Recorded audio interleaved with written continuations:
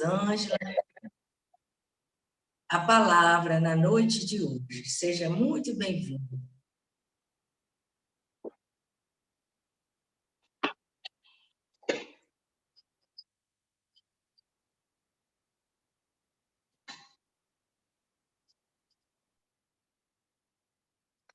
Boa noite a todos. Que a doce paz de Jesus possa nos envolver neste momento e que nós tenhamos a tranquilidade para conversar nesta noite sobre o que seria viver sem Deus. Narra uma antiga história popular de um trabalhador braçal que, certa manhã, ele estava no campo, lavrando a terra. Era uma manhã belíssima. E ele ali a trabalhar, chega para ele um senhor da cidade, muito bem vestido, conhecido por ser materialista, e pergunta a ele: camponês, tu acreditas em Deus? Ele responde: é claro que eu acredito em Deus. Se tu acreditas em Deus, porque aquele homem estava embevecido com aquela paisagem maravilhosa, com aquela manhã de sol, mas o seu orgulho não deixava admitir. Mostra-me nesta paisagem o lugar onde Deus esteja. O trabalhador pegou a enxada, escorou, parou, olhou para todos os cantos. E ele diz: não existe um lugar onde Deus esteja, mas eu quero que o Senhor me mostre um lugar aqui onde Deus não esteja. Diante daquela pergunta do camponês, aquele senhor se afasta com a sua soberbia e vai embora. Como diz a canção da evangelização, Deus está em toda parte.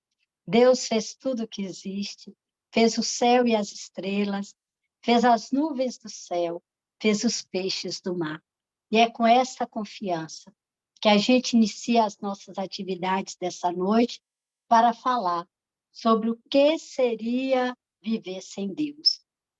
Nós vamos pedir licença, já que nós não vamos usar slides, mas vamos ler aqui para poder estar passando.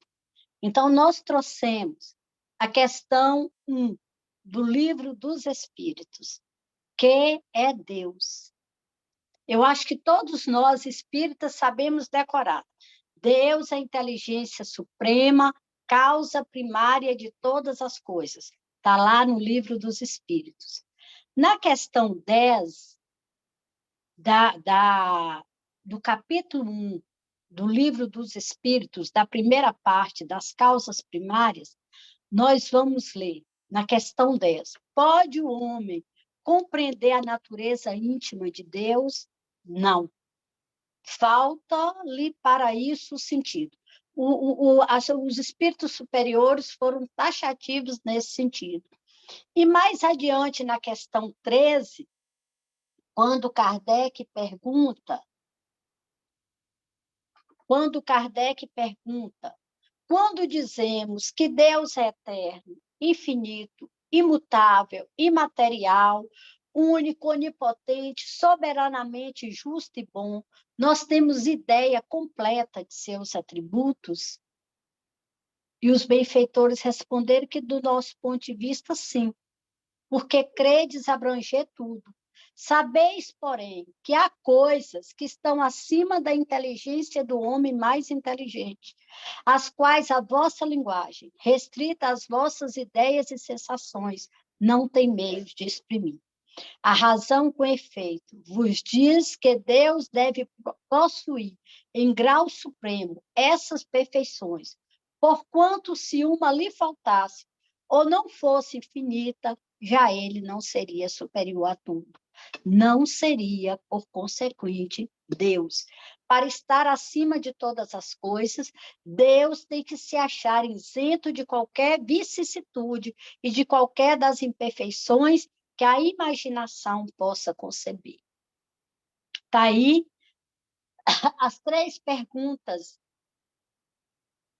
do capítulo 1 do Livro dos Espíritos, que achamos essenciais para que a gente possa entender e responder como seria viver sem Deus.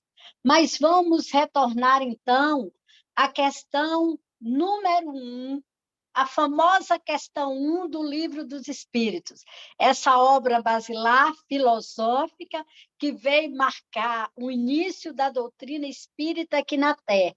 Os benfeitores foram muito concisos. A resposta foi muito diferente daquilo que a gente até tinha notícia até então. Deus é a inteligência suprema, causa primária de todas as coisas. É interessante notar que a resposta dos espíritos era uma resposta para a época, falando da intelectualidade, falando da inteligência, falando de Deus não como algo religioso ou místico, mas vinha atender às necessidades culturais da época, às necessidades daquilo que se fazia presente naquele momento. E o momento era o ano de 1857, mais precisamente 18 de abril, quando se lançava o Livro dos Espíritos aqui na Terra.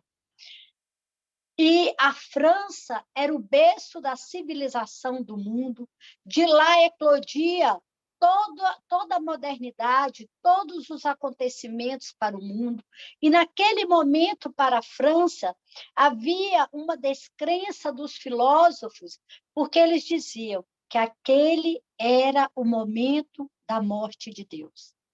O existencialismo, o materialismo, tomava uma proporção grande em relação às religiões que eram levadas para os porões das superstições.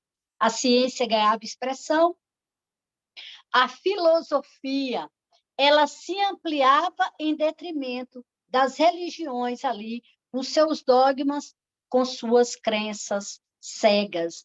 Então, diante de tudo isso, nesse momento, um momento extremamente delicado, Kardec lança o Livro dos Espíritos e, pasme, com a pergunta número 1, falando de Deus.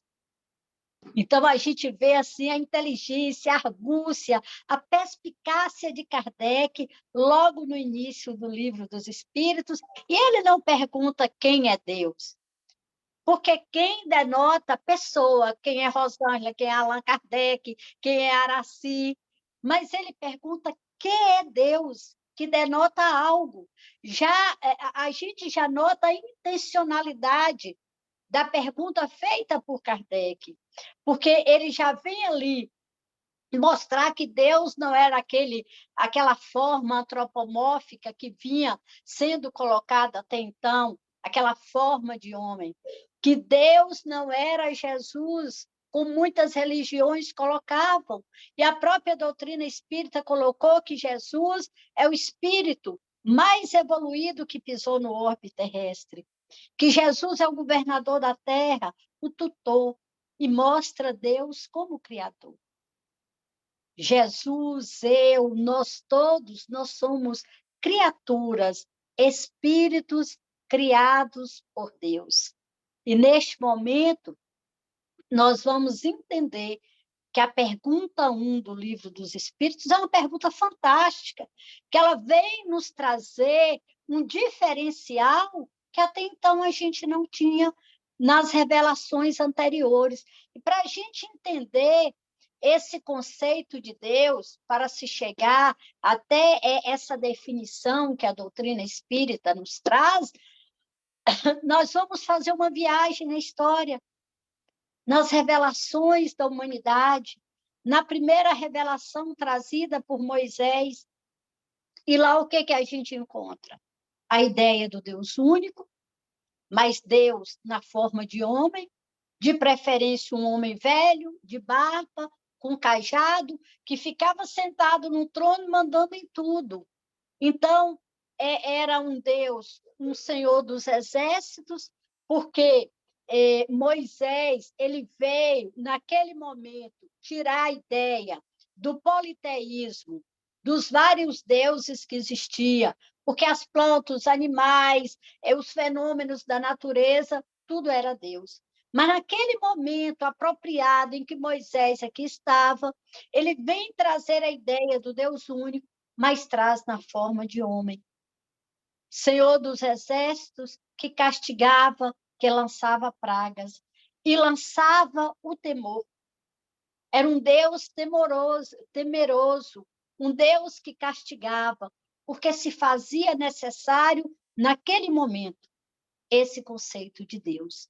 E andando um pouco mais na história, nós vamos chegar à época de Jesus. E nós vamos ver que, dentro da cultura judaica, há um avanço em relação à divindade, porque Jesus vem trazer um diferencial. Ele vem continuar com a ideia do Deus único, mas ele coloca Deus como Pai. Ele nos traz a ideia de Deus como Pai, numa visão emocional e afetiva de Deus. Jesus vem colocar Deus como, como uma parte que toca o coração, né? Aquele para quem o filho se lança nos braços. E Jesus ele coloca Deus, né, nessa relação intimista de pai e filho. E ele chega a dizer, que está lá em João 14, 11, se não me engano, eu e o Pai somos um. Daí muitas religiões acharem que Deus e Jesus não existia separatividade, mas essa unicidade que Jesus coloca em relação a Deus, ele coloca que essa unicidade ela se dá pela intimidade do filho para com o pai, dessa relação de amor, de cuidado, de zelo extremo do pai para com o filho. Então, Jesus ele vem nos trazer essa visão de amor e tira o temor. Mas a gente vê que essa questão do temor a Deus ela estava tão arraigada que tempos mais tarde o apóstolo Paulo ele fala de um Deus temeroso. Até hoje tem pessoas que falam, eu sou temente a Deus, achando que isso é uma qualidade, que isso é uma virtude. Mas Jesus nos traz dessa forma. Jesus fala de Deus como amor. E quem mais entendeu e compreendeu isso foi João, o mais novo dos apóstolos de Jesus. João, ele entende Deus como amor. E na proposição de João, Deus é amor.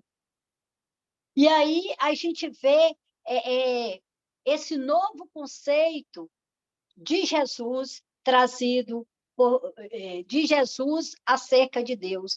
Então, Moisés traz a ideia do Deus único, aquela ideia antropomórfica, que Voltaire vinha colocar para nós, que eu acredito no Deus que criou o homem, não nos homens que criou Deus, fazendo assim uma crítica a essa ideia de Deus como homem, essa ideia antropomórfica, mas aí nós temos esse parâmetro de Jesus, que coloca Deus como Pai, justo, bom, infinitamente amoroso. Então, nós, dentro dessa concepção, aí a gente anda mais na história e nós vamos chegar à terceira revelação, ao advento do Consolador prometido por Jesus, a doutrina espírita, que há menos de 170 anos vem nos trazer um novo conceito sobre Deus, uma nova visão. Deus é único, Deus é Pai de amor, como Jesus nos ensinou, mas agora Deus é intelecto, Deus é inteligência. Vem nos mostrar uma nova forma de Deus, uma nova conceituação, unindo o cérebro ao coração, mostrando Deus como inteligência máxima, como inteligência absoluta, como criador de todas as coisas.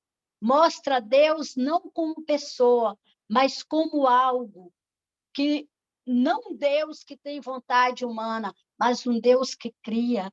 Só de olhar para a natureza, de olhar para onde nós estamos situados, nós entendemos que existe um ser maior, um criador de todas as coisas. Quando a gente olha em volta, quando a gente visualiza o céu, o universo, tudo aquilo que o homem não criou, nós entendemos que existe uma criatura, um criador para tudo isso que existe. E aí nós vamos ver que Einstein, uma das maiores inteligências da humanidade, ele chegava a dizer que existia a religiosidade cósmica, que não era uma religião, mas que somente a religiosidade cósmica poderia afirmar a existência de Deus. E Einstein, ele ia de encontro à religião conceitual, formal, que colocava Deus como homem, que colocava Deus submetido às vontades do homem, e ele chegou a se afastar um tempo, a ficar descrente. E quando ele retorna novamente, ele se apropria, e aí ele afirma que, através da religiosidade cósmica universal, que ele dizia que poderia fazer um paralelo com as grandes revelações da humanidade, sem que fosse uma religião, mas que ali se afirmava, pela criação do universo, a existência de um Criador. E a esse Criador dava-se o nome de Deus. Quando Einstein fazia suas pesquisas, ele chegava a afirmar que mesmo que se dividisse o átomo em partículas, chegaria um momento que teria que se chegar à conclusão de atrás da mais ínfima das partículas existia um ser maior, um Criador, para justificar tudo aquilo. Então, nós vemos que as grandes inteligências da humanidade, quando fala do universo, chega à conclusão de que Deus existe. Há hoje na ciência os chamados designs inteligentes. São cientistas de várias áreas. E eles falam que para que o universo possa trabalhar, possa funcionar nessa logicidade que funciona, Deus está por trás de tudo isso. Os astronautas que visitam o espaço dizem que eles chegam a dizer que a NASA prepara para levar para o espaço, mas a NASA não prepara para trazê-los de volta. Porque quando eles retornam pessoas diferentes. Porque lá eles têm a oportunidade de visualizar a obra da criação divina com muito mais propriedade que nós temos. E eles estão, quando retornam, traz uma ligação com Deus muito mais acentuada do que aqueles que ficam. Então, nós vemos que nós não podemos provar Deus pelo peso, pela medida, fotografando. Por quê? Porque Deus é imaterial. Nós não podemos documentar Deus. Mas, como está lá no Livro dos Espíritos, nós podemos provar Deus pelo adágio popular. Conhece-se a obra pelo autor. Todo efeito inteligente tem uma causa inteligente. Então, atrás da beleza das flores, do cantar dos pássaros, de uma plumagem colorida de um pássaro, de uma cachoeira maravilhosa, atrás das estrelas, de um João de Barro que constrói uma casa, e na intuição, ele vira a abertura contra o vento, para que ela não seja derrubada. Atrás de tudo isso, existe um ser maior, uma inteligência suprema, uma causa primária de todas as coisas. E se nós percebermos, nós vamos ver que a natureza, ela funciona harmonicamente. O que não funciona em harmonia é o homem. O homem é o único que funciona desarmonicamente. Por quê? Porque o homem, Deus concedeu inteligência e livre-arbítrio. E é o homem que faz com que outros homens de apequenamento mental, sem capacidade de análise, seja capaz de negar a divindade. Mas Deus é o criador de todas as coisas. É a inteligência primária. Nós emergimos de Deus e precisamos estar com Deus, porque Deus não está acima de nós, não está ali, não está acolá. Deus está dentro de nós. Assim como Jesus informou que eu e o Pai somos um, nós necessitamos dessa unicidade com Deus. E é por isso que a gente aqui, nós respondemos a questão: como seria viver sem Deus? Seria impossível. Nós não temos as condições necessárias para viver sem Deus. Nós não temos nenhum aparato para viver sem Deus. E é por isso que, nesse momento, a gente faz a troca. Ao invés de como seria viver sem Deus, é como é viver com Deus. Porque para viver com Deus, nós temos que estabelecer metas e prioridades em nossa vida. Nós entendemos Deus, esse Pai de amor, esse Pai amoroso, justo e bom. Mas é necessário essa ligação nossa com a divindade, porque a divindade, ela está em nós, e nós temos que aprender a expressar a divindade dentro de nós. E quem nos fala sobre a presença de Deus em nós é Saulo César, através de uma mensagem de Emmanuel, intitulada Deus em Nós. Saulo César, grande estudioso das obras de Emmanuel, que, autor do livro O Evangelho Emmanuel, ele nos diz que quando nós acreditamos em Deus, reconhecemos a sua existência, a presença dele se faz na nossa vida. Então, a mensagem de Deus, ela está conectada com o bem, com o amor, com a paz, com a esperança, com o crescimento, com a evolução, com a inteligência. De outro lado, existem elementos que não estão conectados com Deus. O mal, a violência, o egoísmo, o orgulho, são elementos que não fazem parte de Deus. Deus é eterno, Deus é infinito. E aí pergunta assim, mas por que nós estamos dando essa volta? Falando dessas coisas. É para a gente entender que os elementos que não fazem parte de Deus são elementos transitórios e passageiros.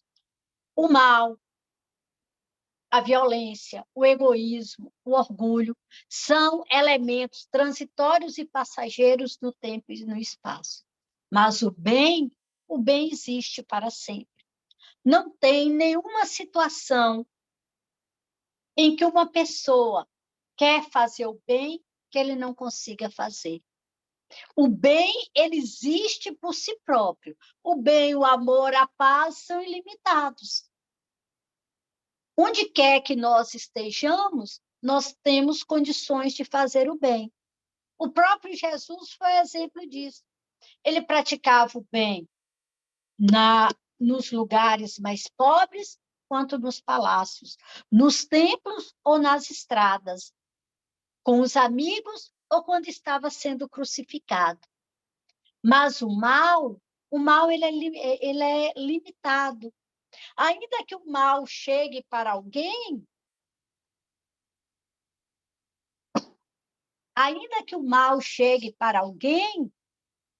aquele mal pode ser transformado em bem. E a prova disso, novamente, é Jesus. Jesus reverteu as injúrias, a violência, os problemas, numa estrada de luz e redenção, enquanto ele esteve aqui na Terra. E por que nós estamos falando disso? É para que a gente possa entender as características da divindade e trazê-las para dentro de nós, no entendimento de que existem essas coisas que são transitórias e passageiras, que vão ficar, mas existem aquelas que são ilimitadas, que são reais, que são verdadeiras, aquelas que nós precisamos trazer para nós. Então, quando a gente traz para nós a divindade, nós vamos entender que aquilo que a gente considerava limitado, difícil, problemático, inalcançável, inacessível, passa a ser uma coisa concreta. Trazer a divindade para dentro de nós é um processo gradual. É gradual e lento. Por quê? Porque vai depender de nós. E nós andamos devagar em relação à divindade. A culpa é da divindade? Não. É nossa. Porque vai depender de nós, das escolhas que nós fazemos. É como se a gente pudesse, assim, em um exemplo simples, uma água de uma torneira, ela vai sair com abundância ou com menos abundância, a depender da forma como nós vamos girar a torneira. A culpa não é do cano, nem da água, é a forma como nós abrimos. E fazer com que a divindade venha para nós é trazer isso em abundância. Né? Aquilo que a gente considera real, verdadeiro e limitado. O bem, o amor, a paz, a esperança. E para que a gente consiga isso, retirando da mensagem Deus em nós, de Emmanuel, que nós consideramos muito grande para talentos, senão a gente ficaria aqui a noite toda, Saulo César, ele estabelece para nós 5 pontos, 5 passos, para que a gente possa estabelecer a divindade dentro de nós. E o primeiro passo que ele coloca para nós...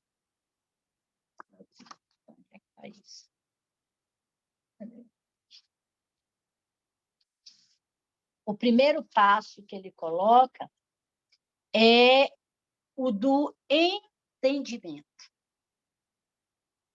É pensar em Deus. Nós não podemos internalizar aquilo que nós não compreendemos. Nós conseguimos compreender a infinitude de Deus? Não. Está lá na questão 10 do Livro dos Espíritos. Nós somos limitados em relação a isso. Mas quando nós refletimos, meditamos, pensamos em Deus, compreendemos, nós começamos a entender esse processo da divindade. É o primeiro passo, o entendimento. O segundo passo que ele coloca para nós é a vontade. Ele fala que é um passo extremamente importante, porque a vontade está ligado diretamente ao livre-arbítrio, ao querer. É essa alavanca propulsora que existe dentro de nós. Essa ferramenta interior que vai depender de nós, da forma de como nós vamos ver a vida, daquilo que a gente deseja. Então, Deus entrega a nós essa ferramenta, Deus entrega como pai, porque Ele não quer os filhos no comodismo, Ele espera a nossa reação. E é por isso que existe essa alavanca dentro de nós, para que possa existir o querer, para que a gente possa estabelecer essa conexão com a divindade. Então, nós entendemos e nós queremos. 2 passos. O terceiro passo que ele coloca é a decisão. E aqui ele vem dizer que a decisão é um passo extremamente difícil. E nós sabemos que é. Decidir sobre algo que vai depender de nós é muito difícil. Porque existem os como e os porquês. E muitas vezes nós, no processo de decisão, a gente já quer entender como é que vão ser os comos e como é que vão ser os porquês. Porque a decisão ela é importante para que, a partir daí, apareçam os elementos, apareçam as condições para que o objetivo da decisão ela possa ser alcançado. Não é fácil decidir sobre alguém que está ali na beira da morte, que você tem que optar se faz uma cirurgia ou não. Né? Eu me lembro, quando se fala em decisão, de um processo que nós vivenciamos há anos atrás. Um sobrinho meu, ele prestou vestibular para medicina. Era o sonho dele. Desde novinho queria ser médico. Mas a mãe não queria que ele fizesse vestibular em uma faculdade particular, que ela não tinha condições de pagar. Ele teria que fazer federal ou estadual. Ele passava na primeira fase da federal e na segunda fase não conseguia entrar. E aí um dia ele me disse assim, tia, eu estou querendo fazer o vestibular em tal faculdade. Era a faculdade mais renomada lá do estado em que ele morava, lá da capital. Eu disse, eu acho bom. Aí ela, ai, pelo amor de Deus. Ai, se faz e se passa. Tem que fazer para saber se vai passar. E assim foi feito. E ele passou. E naquele momento de comemoração, que a gente estava muito feliz, minha mãe ficou tão feliz que soltava fogos.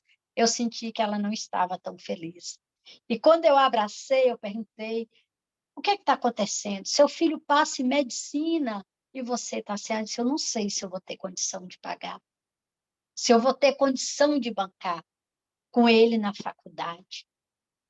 E aí começou aquele dilema, aquela celeuma, que era uma decisão exclusivamente dela. E ele, naquele afã de fazer a matrícula, e aí um dia ela me perguntou assim, o que eu faço? Eu falei, minha filha, ora a Deus, pede a intuição. Ela disse, eu não tenho condição de pagar, eu só posso pagar um ano e depois. Eu disse para ela assim, não pense no depois, faça o que o seu coração mandar nesse momento, que depois, vamos deixar o depois. E aí, mais tarde, ela chega, eu tomei a decisão, a matrícula vai ser feita.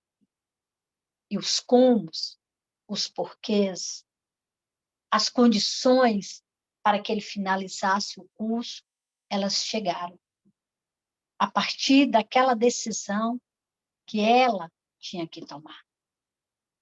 E é assim a vida de todos nós.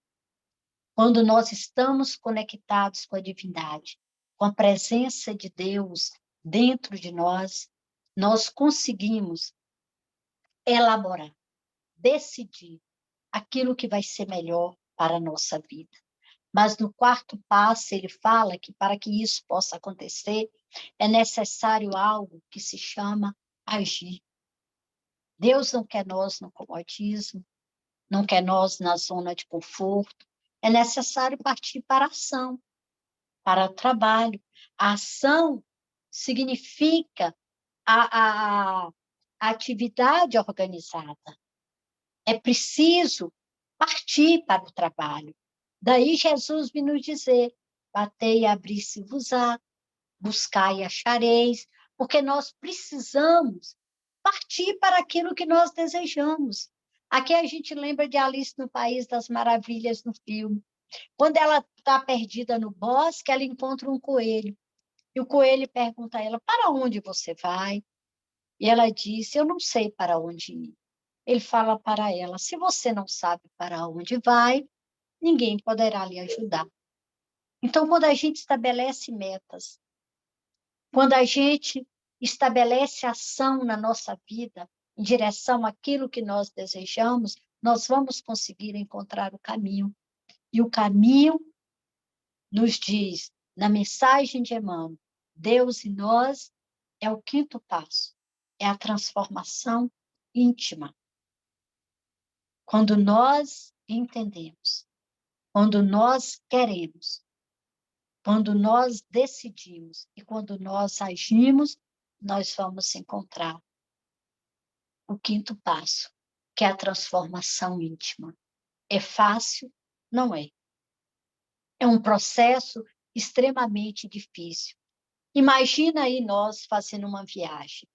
Quando a gente está na estrada, um carro, a cada curva que o carro faz, nós vamos deparando com novas paisagens, novos horizontes, novos roteiros. E assim somos nós na nossa vida. A cada entendimento, a cada compreensão, nós vamos internalizando, a cada volta que damos, nós vamos estabelecendo novas possibilidades, novos horizontes, novos roteiros para as nossas vidas. E é nesse ir e vir que nós formamos esse círculo que vai fazer com que a gente encontre Deus dentro de nós, através do amor, através do bem, através da paz, através da esperança. Nesse processo de transformação íntima, um processo que depende de cada um de nós, que está além do querer da divindade, porque Deus, como Pai amoroso, dá aos filhos as condições de escolha, as oportunidades para que estabeleça as prioridades da vida. E assim acontece conosco. Nós temos a opção de, através da divindade em nós, de buscar a transformação íntima. Os grandes nomes da humanidade, do Evangelho, que passaram pela transformação, não quer dizer que ela se deu do dia para a noite. Não quer dizer que não houve um processo de sofrimento, porque após o relato da transformação, não se conta o que eles vivenciaram. Um Francisco de Assis, que sai de casa aos 23 anos, que deixa uma fortuna, deixa toda a riqueza para ir cuidar dos pobres, nós não sabemos o que se passou dentro dele para que ele chegasse àquele processo. Uma Maria de Magdala, que deixa a riqueza, a sensualidade, que encanta com Jesus, que toma aquela posição de cuidar dos leprosos, buscando uma nova forma de viver. O que não passou dentro dela para chegar até ali? Um Paulo de Tarso, que ia prender os cristãos na estrada de Damasco, fica momentaneamente cego por uma luz incandescente, e Jesus apresenta na frente dele, e ele apenas pergunta, Senhor, o que queres que eu faça? E a partir dali, ele deixa de ser um perseguidor para ser um pregador do Evangelho. O que se passou no íntimo dele? De que forma foi aquilo tudo? É tudo um processo, não é porque são grandes nomes do Evangelho que não passaram por esse processo de transformação, que não vivenciaram as amarguras, que não vivenciaram as dificuldades, porque ninguém transforma do dia para a noite. É um processo, e esse processo depende de cada um de nós. Então, quando nós entendemos, agimos, buscamos e queremos a presença de Deus em nós, nós vamos conseguir mudar. Porque Deus é a promessa de amor. Deus é a promessa de bem. Deus é a promessa de paz e esperança em nossas vidas. Porque nós emergimos de Deus e nós estamos em Deus, assim como Deus está em nós. E é por isso que nós não podemos e não temos as condições de viver sem Deus. Porque Deus está em nós. E é assim que nós precisamos entender e compreender a divindade, como esse Pai amoroso, justo e bom. E nós vamos expressar a divindade dentro de nós, quando, nas nossas ações do dia a dia, nós expressamos o bem, nós expressamos o amor. Seja onde quer que estejamos, no trabalho, no centro espírita, no templo religioso, na igreja, na congregação evangélica, com os amigos, onde quer que nós estejamos, nós vamos expressar a divindade dentro de nós, através do nosso comportamento, através das nossas ações, na prática do bem, na prática do amor. É isso que Deus quer de nós. É isso que é viver com Deus, trazer Deus para as nossas vidas. E nós, então, vamos encerrar nossa fala dessa noite, lendo uma passagem que eu considero lindíssima em relação a Deus e muito importante. E quando eu falo, a Zeca fala assim: mamãe, já decorei de tanto que você fala. Está em Mateus, capítulo 7, versículos 7 a 11. Qual homem dentre vós que dá uma pedra ao filho que lhe pede pão? Ou se pedir um peixe, dar-lhe-á uma serpente? Ora, se sendo mal como sois, saber dar boas coisas aos vossos filhos, não é lógico que com mais forte razão, vosso Pai que está nos céus, dê os bens verdadeiros aos que lhe pedirem? Pensemos nisso. Que Jesus nos abençoe nessa noite. Muita paz a todos. Esperamos que tenhamos respondido ao questionamento: como seria viver sem Deus? Foi muito importante para mim. Muito obrigada, Araci, quando sugeriu o tema, que eu disse assim, onde é que achou? Mas aí a gente vê a necessidade, né? Da gente voltar, de conceituar, de trazer a divindade, de estar mais conectado a Deus, a importância que foi dessa semana de estudo. Obrigada a cada um que aqui está, pelo carinho, né? Por estarmos juntos nessa noite. Que Deus abençoe a todos. Muita paz. Neste momento, então, né, nós agradecemos aí a nossa companheira Rosângela pela belíssima exposição.